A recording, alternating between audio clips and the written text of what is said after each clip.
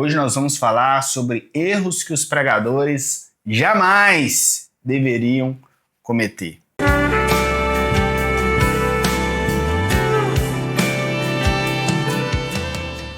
Não, vocês não vão fazer isso, senão vão levar pauladas na cabeça.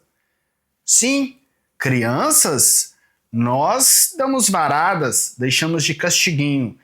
Mas adulto velho que erra sabendo que está errado, merece paulada.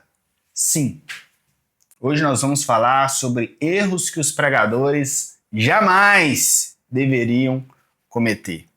E é muito importante isso.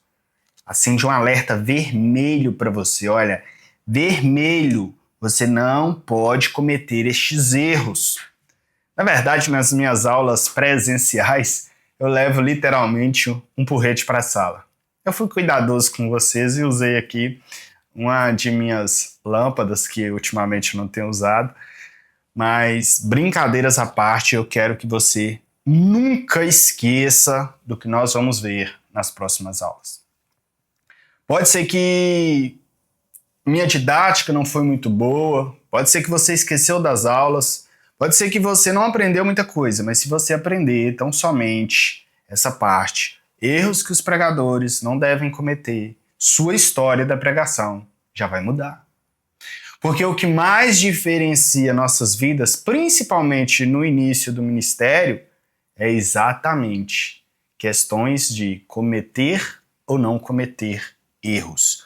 É como se fosse aquilo que você precisasse aprender pela primeira vez. Antes de dar o primeiro passo, alguém te diz, você pode cair.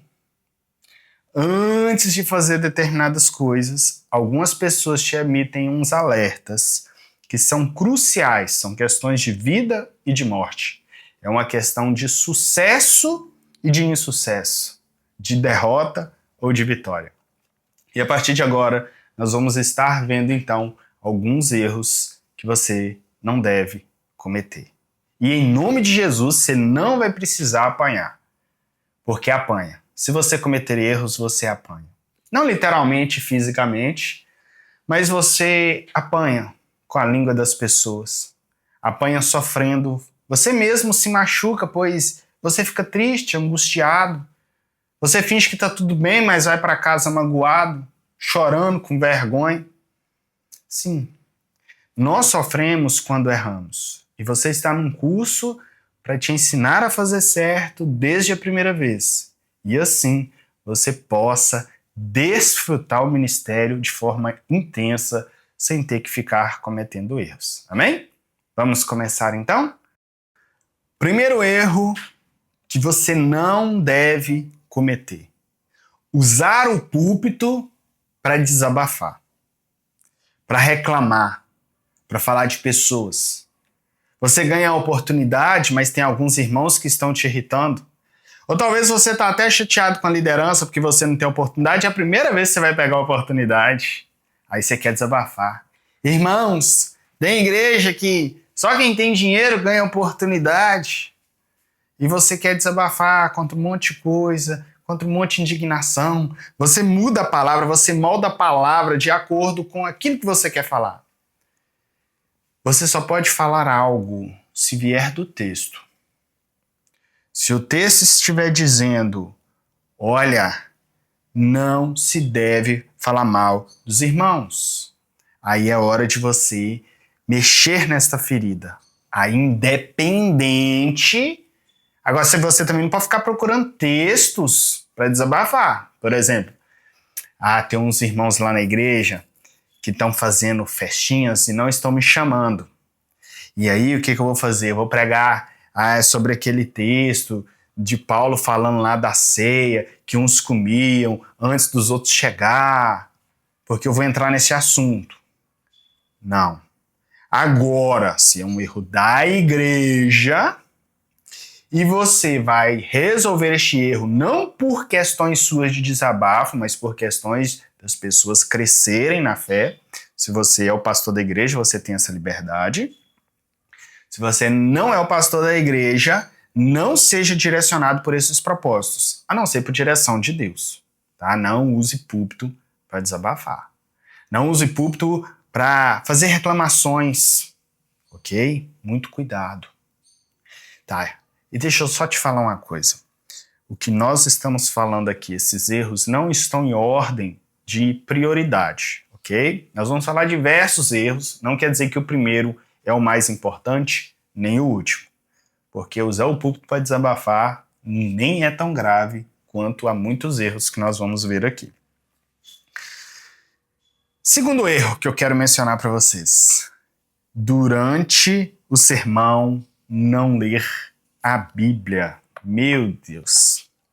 E aqui, fica essa dica para você. Não é nem dica, né? Você não pode cometer este erro. Se for pregação, não. Ah, Fernando, não, mas o meu sermão, ele é todo bíblico, tá tudo dentro da Bíblia. Tudo que eu estou falando está de acordo com as Sagradas Escrituras. Mesmo assim, não é só porque seu conteúdo é bíblico que você vai deixar de ler a Bíblia. Ainda que seja na abertura, ainda que seja o primeiro texto. Muitos não leem a Bíblia por nervosismo. Ele chega tão nervoso para pregar que ele começa a falar alguma coisa e ele esquece se ele leu, se ele não leu a Bíblia. Ele está tão doido para terminar que ele termina sem ler a Bíblia. Já vi esse fato acontecer. Se for isso, as pessoas até entendem.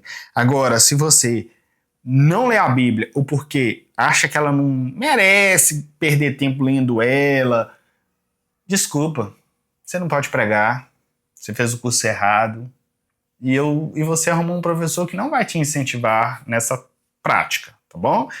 Então, leia sempre a Bíblia. Fernando, tô correndo risco de esquecer de ler a Bíblia. Então você vai fazer o seguinte, vou te dar uma dica, não tem como você errar. Você vai chegar no púlpito com ela, antes de pegar o microfone aberta no texto. Você vai pegar você não vai tirar ela da sua mão enquanto você não lê. Aí você pode pular todas aquelas etapas que eu te falei. Ó, você pode não cumprimentar, você pode não orar, você já pode chegar e falar assim, já que você está tão nervoso e vai esquecer de ler, Lamentações, capítulo 3. Eu sou o homem que viu a aflição pela vara do furor de Deus. Ele me levou e me fez andar em trevas e não na luz. Fernando, mas eu errei feio aí.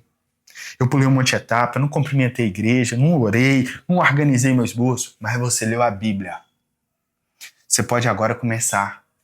Você pode até brincar. Lembra que eu falei que você pode falar uma verdade e usar ela a seu favor? Você pode dizer, irmãos, eu fiquei com tanto medo de esquecer de ler a Bíblia de nervosismo que eu preferi ler uma vez. Ó, legal.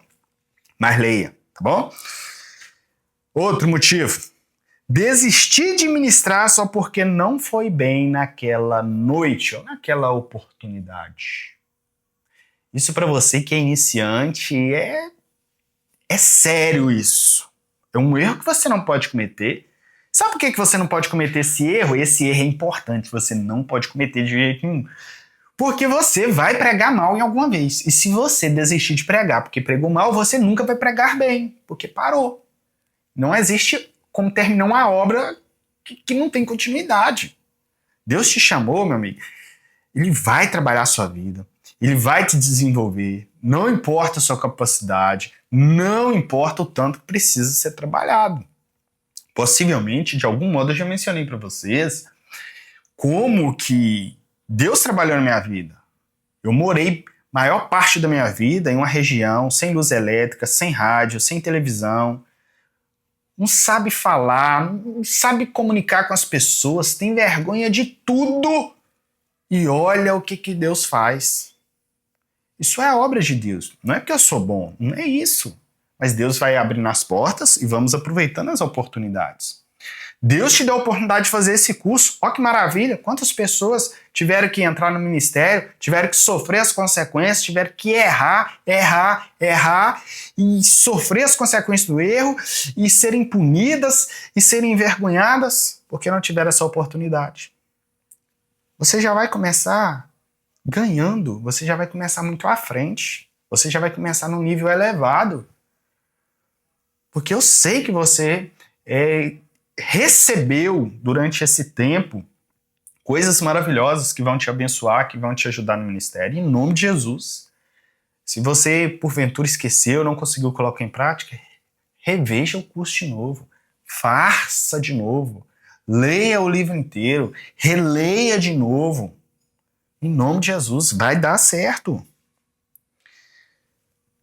Outro motivo. Ser grosso ao chamar a atenção das pessoas na hora da ministração.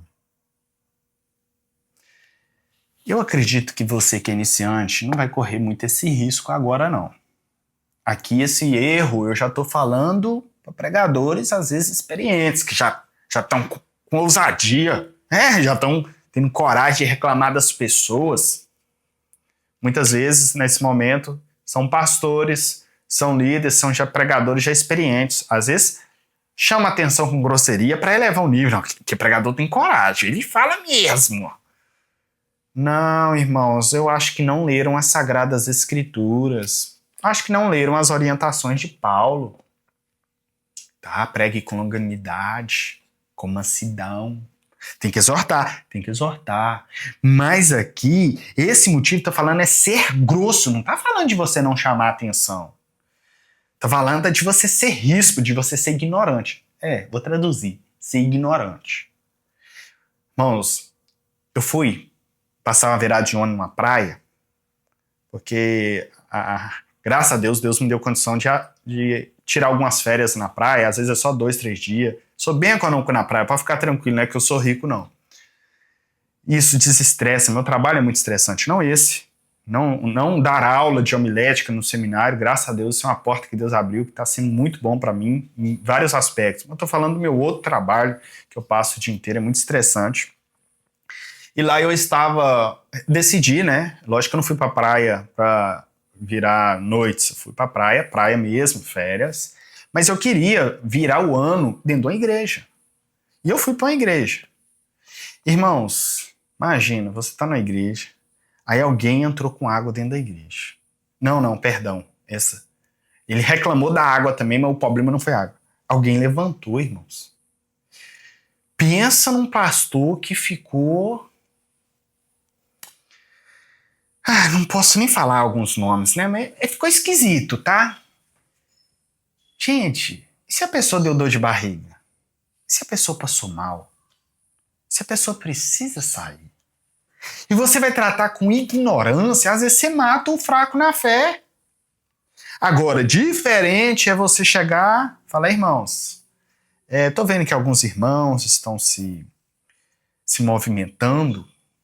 Tá? Caso não seja uma necessidade, você abriu aspas, caso não seja uma necessidade, peço por gentileza que evitem, porque vai gerar distração. Estamos em uma virada de ano, muito barulho na rua, muita coisa acontecendo, sabemos que é um culto mais fora do normal, um horário um pouco mais alto, né, mais perto da meia-noite. Entendemos, mas pedimos a compreensão dos irmãos. Olha que diferença. Eu fiquei envergonhado e eu nem conheço quem estava levantando. Isso pode dar até um bafão dentro da igreja. Eu te pergunto, se você levantar lá na igreja, só você, todo mundo sabe que é você que levantou, e o pregador, seja ele pastor, seja ele de fora, seja o que for, e ele te chama a atenção com grosseria, como que você se sente? Você é edificado? Acredito que não. Então vamos tomar cuidado, vamos ser prudentes, vamos ter mansidão. Não estou falando de não chamar atenção, não estou falando de não exortar, não estou falando de não combater pecados, estamos falando de grosseria, tá? De ser esse nível aí, amém? Nós só podemos bater quando as pessoas estão errando, mas bater com cautela. Eu não estou batendo em vocês aqui, mas, de certo modo, com mansidão, com leveza, ok? Estou deixando claro que isso é para memorizar, para vocês lembrar quando vocês for cometer esses erros. Eu vou levar uma lenhada daquela do professor Fernando. Amém? Em nome de Jesus, você não vai esquecer, não. Agora eu vou entrar em uma. Segura essa. Não preencher espaços vazios com amém e aleluias de forma descabidas. Alerta vermelho máximo. Ixi. O que acontece? principalmente se você é iniciante. Se você já prega há muito tempo e comete esse erro, aí é um problema um pouquinho maior. E deixa eu falar dos dois. Se você já prega há muito tempo e comete esses erros, isso começou a fazer parte de você. Vai ser um pouquinho mais difícil de trabalhar, mas pode ser trabalhado. Inclusive, a partir de hoje, você pode nunca mais fazer esse tipo de coisa. Fernando, eu não posso falar amém, não posso falar aleluia? Estamos falando de maneira descabida. O que é isso? Você fala amém, aleluia por qualquer coisa. Vou citar um exemplo aqui onde você erra feio. Irmão, e o irmão adulterou com a irmã, glória a Deus, aleluia. Como assim? Como assim glória a Deus, aleluia, porque o irmão adulterou? Meu irmão, sua mensagem não tem coerência com o evangelho. Aleluia, e ele foi aleluia. Você não está glorificando a Deus. Você está preenchendo um espaço vazio, que você não tem palavra, não tem argumentação, se passando de espiritual e falando aleluia, glória a Deus. Fernando, senti a presença de Deus. Glória a Deus, aleluia, amém. Pode dar glória a Deus. Eu sou pentecostal, irmãos. Pode dar glória a Deus. Pode gritar aleluia. Não tem problema. Estamos falando quando é sem propósito de glorificar a Deus. É para glorificar a Deus? Irmãos, Jesus ressuscitou. Glória a Deus. Aleluia. Aleluia. É verdade. Podemos confiar. Ok. Você tá... É a palavra que produziu isso. Agora, tudo você fala aleluia. E quando você não quer falar nada, você fala aleluia também. Aí não. Aí cuidado. Aí é vício de linguagem. Ok? Existem outros vícios de linguagem, por exemplo, vício de pensamento. Então, irmãos, tipo assim, enquanto eu tô pensando, eu produzo um som. E ele foi, e então logo depois, não, sua mensagem fica poluída. Pode fazer silêncio. Irmãos, e ele foi, chegou até lá. Olha, eu tô tentando lembrar, tô falando devagar. Não precisa ficar aleluia, amém, glória a Deus. Lembrando, se é para glorificar a Deus, se é para exaltar a Deus, se tem a ver com a mensagem, aí lanterna verde para você. Deixa eu ver se tem um verde. Aí lanterna verde para você, tá bom? Mas, se é para falar de forma descabida, não tem nada a ver com a palavra, não tem nada a ver com Deus, aí não, tá bom? Tem um outro erro, que até acabei adiantando ele, que é ficar toda hora falando né, então, etc. Toda palavra que você fala várias vezes numa conversa, fique alerta com ela. Toda. Qualquer palavra. Eu não sei a palavra que você fica falando. Tem alguma palavra que toda hora você fala? Toda hora.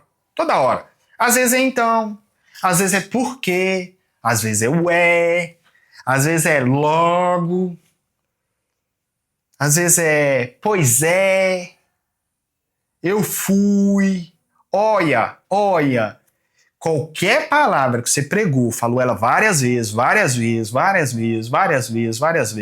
e não tem a ver com o conteúdo da mensagem, tá aí. São palavras que você precisa colocar em alarme. Quando eu comecei esse curso, tinha algumas palavras que eu detectei. Falei, poxa vida, eu tô falando muito essa palavra. Tô preenchendo muito espaço vazio com essa palavra. Eu preciso corrigir, preciso melhorar, preciso evitar. Fernando, então, sem querer eu falei né na pregação. Acabou pra mim? Não. Só que você fala né. Pois é, irmãos. Então, né? Aí você pensa assim, poxa, eu comecei a falar né demais. Aí você... Só de você lembrar que você está errado, você já melhora 70%. E ainda assim você vai falar algumas coisas erradas? Vai. Mas já está mais sob controle. Porque nós estamos falando aqui de coisas exageradas. Você pode falar né, você pode falar então, você pode falar aleluia, você pode falar glória a Deus. Às vezes até para preencher vazio. E as pessoas sabem. Por exemplo, digamos que eu estou aqui, aí eu fui abrir a Bíblia, caiu. Aí eu falo aleluia. Todo mundo sabe que eu não estava glorificando a Deus. Eu estou descarregando o nervosismo falando uma palavra. Mas é algo que foi uma vez ou outra, tudo bem. Tá? As pessoas compreendem. Melhor. Essa deveria ter entrado em primeiro lugar. Segura aí, ó. Alerta máximo. Você não pode cometer de modo algum esse aqui. Desculpar-se por não estar preparado para pregar. Esse erro já é comum para os iniciantes. Para quem vai pregar a primeira vez ou pelas primeiras vezes. Você nunca se sente que está pronto. E aí você vai desculpar ou por não estar preparado ou por falta de tempo. Por não estar preparado, normalmente são os iniciantes. Por falta de tempo já envolve outros. Então esse erro não é que é só cometido pelos iniciantes. Não é isso que eu disse. Mas eu disse que os iniciantes é os que mais cometem este erro. O que é isso? Você chega para pregar, ela vai pregar. Irmãos, deveria ter sido outra pessoa, né? Eu não estou pronto. Irmãos, eu não consegui preparar a mensagem direito, eu não tive tempo. O pastor me chamou hoje à tarde. Primeiro você está acusando o pastor. Irmãos, às vezes você nem fala muito clara. Hoje à tarde eu estava lá em casa, me chamou, né? Vamos ver o que vai dar. As pessoas, não sei se você percebeu no nosso curso, mas as pessoas já não estão muito querendo te ouvir. Essa é a verdade.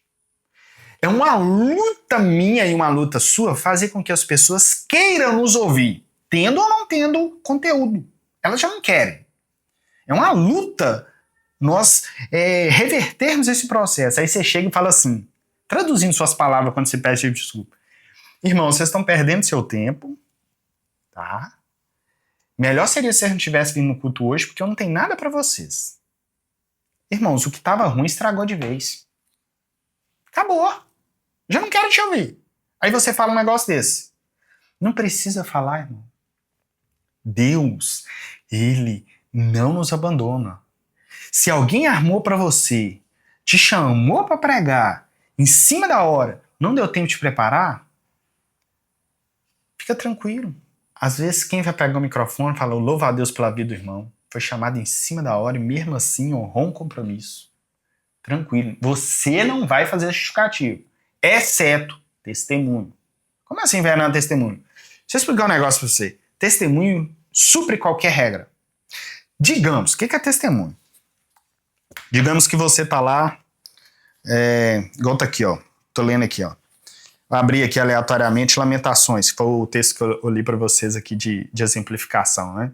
Eu sou o homem que viu a aflição pela vara do furor de Deus. Aí imagine que você não entendeu nada, você chegou do trabalho hoje à noite, você começou a meditar aqui, você está meditando e você começa até a fazer um sermão, você fala, meu Deus, por que eu estou fazendo sermão? Eu nem fui chamado para pregar, e você preparou, na hora que você termina, você fala assim, glória a Deus, que sermão que ficou legal, Deus me deu um sermão, só não sei quando que eu vou ter a oportunidade de pregar. Aí você está falando, o telefone toca. Aí você, alô, oi. Oi, pastor, o que foi? Oi, irmão. O irmão que ia pregar hoje, ele passou mal. E eu não tenho condições de preparar a mensagem porque eu não vou estar na igreja hoje, ou ter esse compromisso, eu tô passando mal. Ô irmão, você pode ir pregar lá? O nosso tema é sobre aflição e sobre a vara do furor de Deus, meditação lá em Lamentações. Talvez você não vai conseguir pregar no tema, irmão, mas não socorre lá. Na hora, você vai tremer, você vai arrepiar, você vai, meu Deus. Oh, só de eu pensar aqui, eu já... Porque você vai falar, meu Deus, como assim? Como que o senhor me fez? Preparou uma mensagem que eu não sabia nem se ia ser convidado? E é o tema que é para pregar, me chama para pregar, o senhor me preparou antes?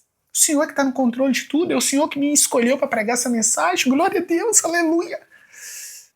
Como que você vai chegar na igreja e não vai contar isso? Porque aí você não está reclamando, você não está se desculpando, mas você está dando um excelente peso para a mensagem. Você está falando, irmãos, essa pregação de hoje tem validação de Deus.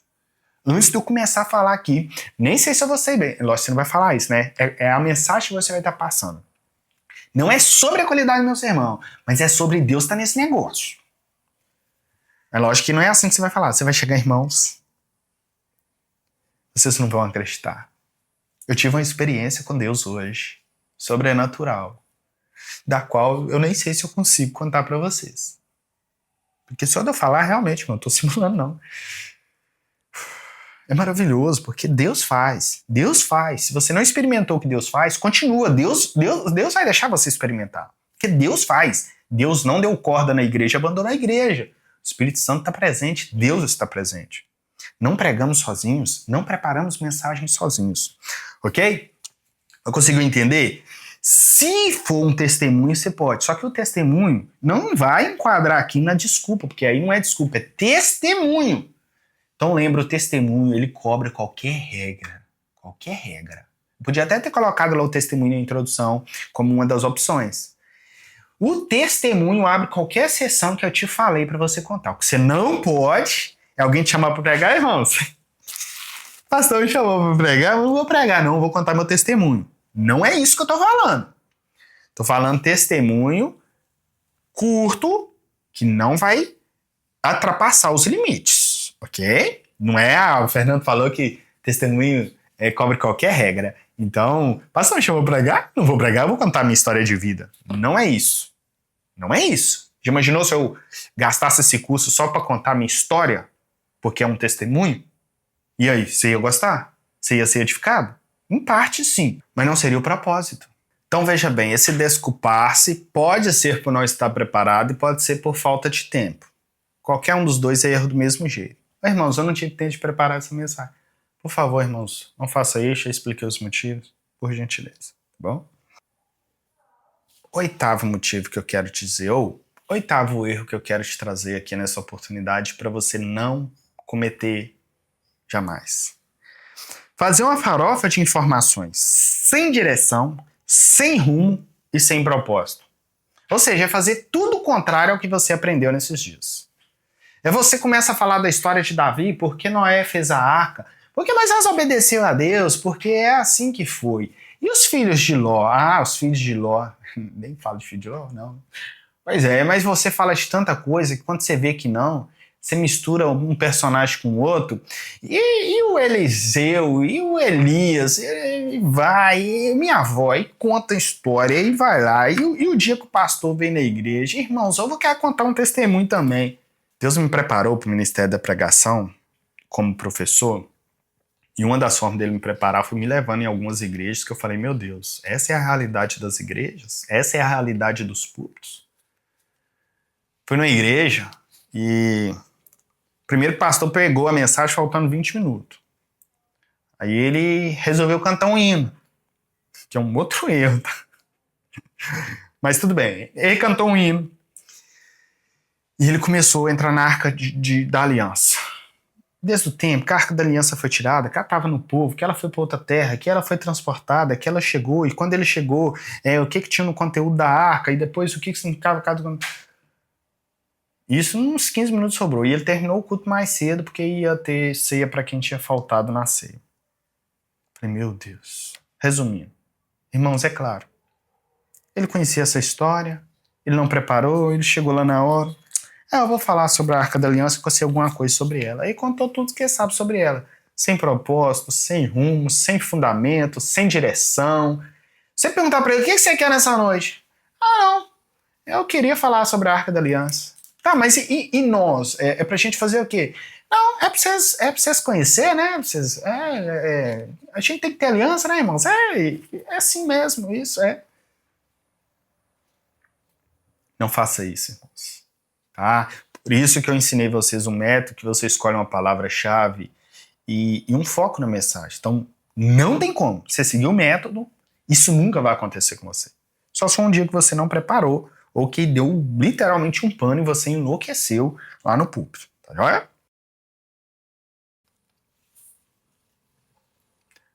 Nono erro.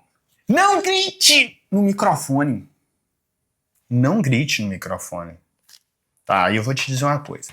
Não gritar no microfone não é questão de eloquência.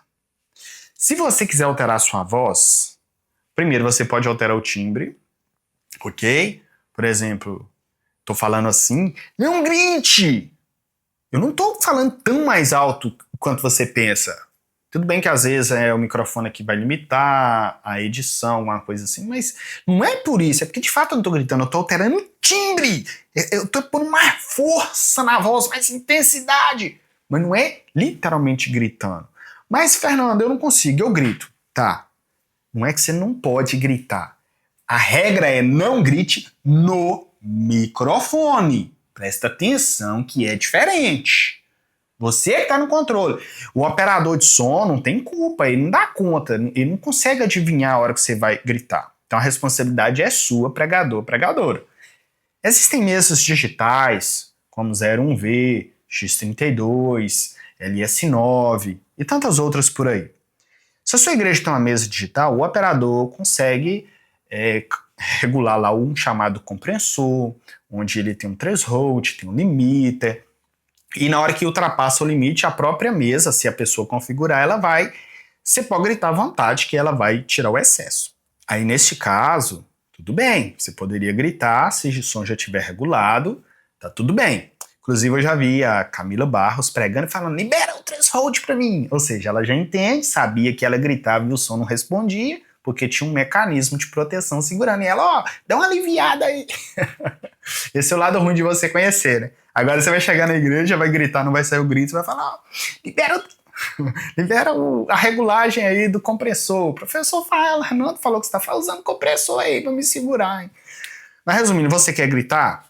Não tem essa tecnologia, ou você nem sabe se ela existe. O que você faz? É igual música. Música, quando eles não vão falar alto, eles fazem assim. Irmãos, é isso. É técnica. Você fala, irmãos! Os pregadores não fazem isso?